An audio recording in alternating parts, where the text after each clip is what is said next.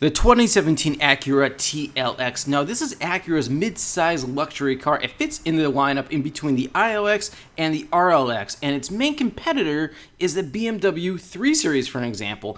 But has Acura built a competitive enough luxury sedan?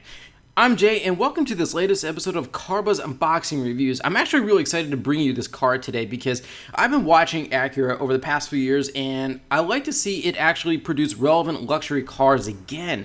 And before I get started, I want to thank Marin Acura for letting CarBuzz come on down and film this for you today. So, the Acura TLX. Now, this is a fairly new car. It was only launched for the 2015 model year, and it was a replacement for the TL and the TSX. And like I said, it's a mid-sized luxury car, and it's based on a very similar version of the same platform that underpins the front-wheel drive Honda Accord, because of course Acura is Honda's luxury division. Now, and compared to its predecessor, the TL, it's 3 inches shorter, but the wheelbase is the same length. So we're talking about a very similar size car here. And the ILX, which is the entry-level sedan in the Acura lineup, is based on the same platform as the Honda Civic. So you kind of get an idea that this is more or less a luxury version of the Honda Accord. But then again, is the Honda Accord maybe even a better overall value here? I'll get to that later. But let's start up this engine here first of all, because this might be the car's best selling point.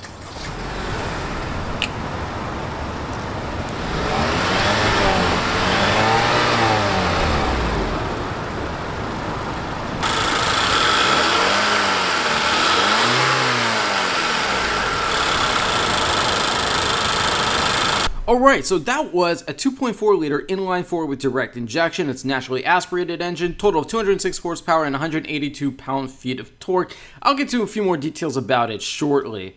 But let's just look at this car here from the outside briefly. And yeah, I like it. I don't think it's a very great looking car. Do I think Acura could have, I don't know, taken it a few steps further, make it look sexier, more athletic looking? Yes, definitely. But I do think the TLX looks better than some of the Acuras from a few years ago. They just had sort of funky, almost chunky styling, and you could just see Acura's designers really didn't quite know what to do with the brand, but they're getting onto something better here. Now, this car is painted slate silver metallic. It's riding on 17-inch alloy wheels. You can get optional 18 and 19-inch wheels as well, but I think the 17s look pretty good. And I will say this about the overall exterior styling. It's just, it's unoffensive at all whatsoever. I don't think anyone's going to really turn their heads to get a look at it, say like the new Cadillac ATS. I mean, that's just a really good looking car in my opinion, and I'm just not quite feeling it here with the TLX, and that's a little disappointing because based on the new Acura NSX supercar, Acura, it's capable of just designing great looking cars, but I don't know, again, I'm just not feeling it here. But what's more important is that this car's bones are really good. This is a great platform, it's a great engine, and it's got a fantastic transmission as well. I'll talk about that momentarily too. Now, opting for the larger 18 or 19-inch wheels, that's going to add a couple of $1,000s to the price tag, and, I don't think it's worth it. These 17-inch wheels, as I mentioned, they're just fine, and you got to understand something about this TLX. It's not a very, very good sports sedan. But I want to give you some more details about this engine here. Like I said, it's a 2.4 liter inline-four, total of 206 horsepower and 182 pound-feet of torque. Now, the power is sent to the front wheels through an 8-speed dual-clutch transmission with paddle shifters. And the shifts are quick, and this is one of the best dual clutches on the market in my opinion. Fuel economy, 24 miles per gallon in the city, 35 miles per gallon on the highway, and a combined 28. The vehicle weighs just over 3,400 pounds. Now, there is an optional engine, and it's a 3.5 liter naturally aspirated V6 with 290 horsepower, and that's paired only to a 9-speed automatic transmission. Now, you can get all-wheel drive. In fact, it's called Acura's Super Handling All-Wheel Drive System for $2,200, but you have to upgrade to the V6 for that. But the interior, yeah, it's, just like with any Honda and Acura, the quality is spectacular. This is what they call Greystone, the color. The material is very nice fit and finish. Again, it's just typical Honda. Now this car, its only main extra feature is the $4,050 tech package, and that includes Acura's navigation system with voice recognition and a multi-rear camera, Acura Link communication system with real-time traffic and street alert.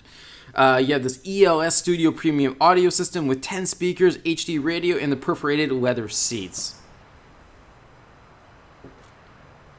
And the rear seats, yeah, this is actually fairly spacious. If you've been in a Honda Accord, you've seen its rear seats, yeah, it is just a nice place to be. The Honda Accord, in my opinion, is one of the best midsize family sedans on the market. It has been for a couple decades now, and this is just, like I said, a luxury version of that in my opinion. Now, going back to that tech package here, it adds some extra safety features too, such as a blind spot information, forward collision warning, lane keeping assist, rear cross traffic monitor, and rain sensing wipers. Again, that whole tech package is an extra $4,000. Yeah, I think it's well worth it. You get some of the extra stuff that I think a lot of buyers want today. In terms of just standard safety, the TLX has earned a 5-star overall U.S. government crash test rating, and there's a total of 7 airbags, including driver and front passenger airbags, side curtain airbags with rollover sensors, a driver knee airbag, ABS brakes, and a tire pressure monitoring system. And the overall interior dash layout here, initially, I will say this, it looks nice. It looks premium, luxurious, maybe even a little sporty, but once you start playing around with it, it has a few quirks that I'm just kind of surprised Acura sent to production. I don't know, it didn't make much sense to me. But from the driver's seat, it is a comfortable car, I will say that. But compared to some of its competitors, such as the BMW 3 Series and Mercedes-Benz C-Class, Jaguar XE, the interior, it just isn't quite as luxurious as those. And again, Acura missed that. They needed to make this car more premium if it wanted to be a player in this segment. And this is the touchscreen navigation system here, and it's kind of strange, and let me explain that to you. And I'm just not a big fan of the infotainment system and the dual dashboard display. So basically, the bottom display is a touch screen, while the top screen is controlled by a rotary knob and buttons that are located below the lower touch screen. Again, it's kind of weird, and the touch screen itself is just not very intuitive. I found it kind of frustrating. Yeah, and there's that rotary dial, and it's below the lower touchscreen to control the upper touchscreen. Kind of strange. I would have liked to have seen that rotary dial on the center console if that's the way Acura wanted to do it, but again, it's just sort of a quirky design that I'm just surprised they got away with it. And the touchscreen system here, as I said, it's just not very intuitive, and in this segment, mid-size luxury cars, it's got to be better than good. It's got to be excellent, and it's just not.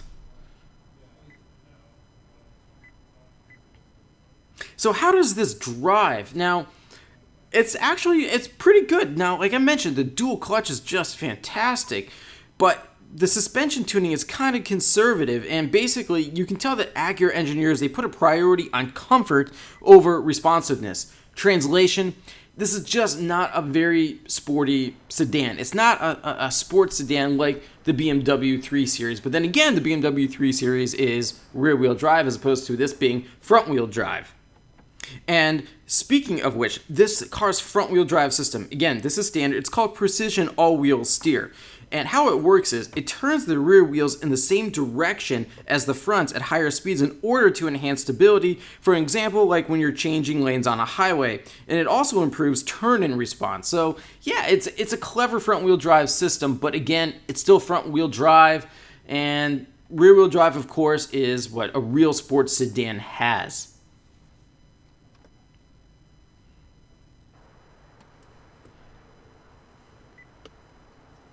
And the overall layout of the center console, nice amount of storage, and yeah, no complaints about this here.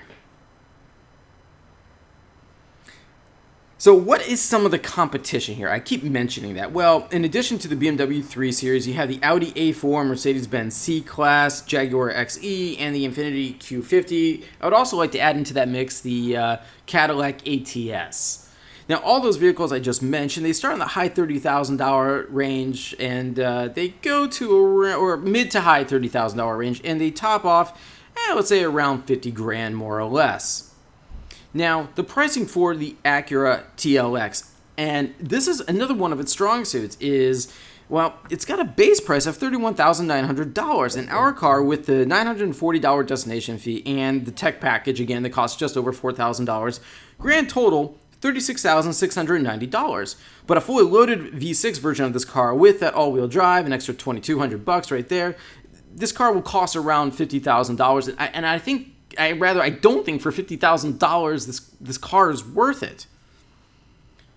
If it were up to me, I would stick with the base 2.4 liter inline-four. I just think it's a more fun to drive engine. It makes the car weigh less, and it just, I think you're saving money and having a better driving experience at the same time. Now, this is the same 2.4 liter four-cylinder that's found in the Honda Accord, but in this case for Acura, it requires premium fuel. But the payoff is that you get an additional 17 horsepower over the same version of this engine found in the Accord. So there you go.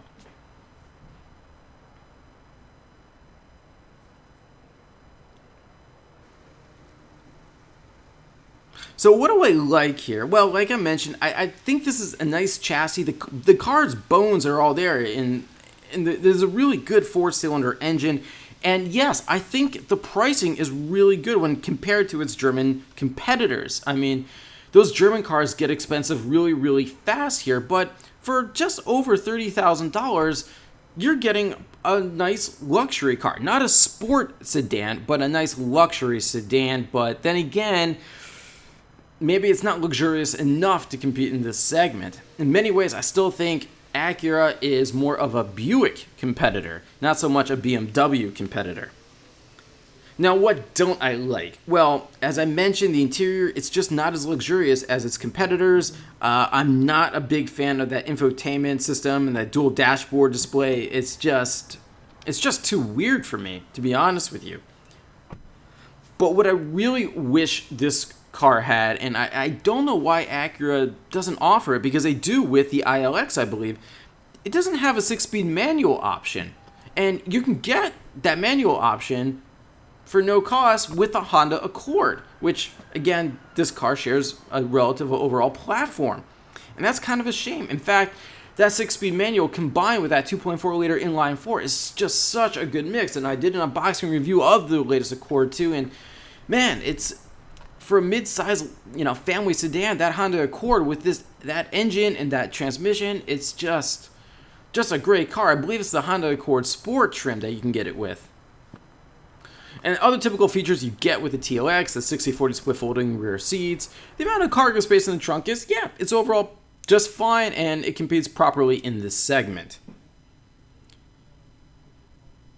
But the bottom line here with the TLX, yes, it is a very high quality car inside and out. It's built well. I don't foresee any serious reliability issues. It just doesn't do enough to distinguish itself in this very competitive segment.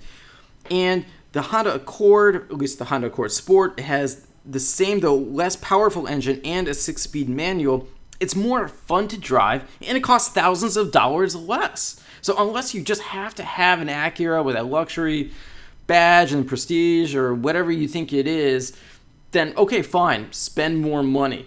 But if you are just looking for a really good Japanese built or Japanese engineered and designed family or front wheel drive sedan, maybe the Accord is a better choice. And as I was saying, this is not Japanese built. I corrected myself. Their final assembly actually for this takes place in Marysville, Ohio. Now, for those of you who know, that is the same production plant that's been building the Honda Accord since the early 1980s. So, I'm out of time for today, everyone. Thanks so much for watching. If you have any more questions for me, please feel free to leave them in the comment section below. Any suggestions for future unboxing reviews, also leave those in the comment section. And be sure to check out the full review of the 2017 Acura TLX and carbuzz.com. So until my next review, I'll see you next time. Thanks for watching.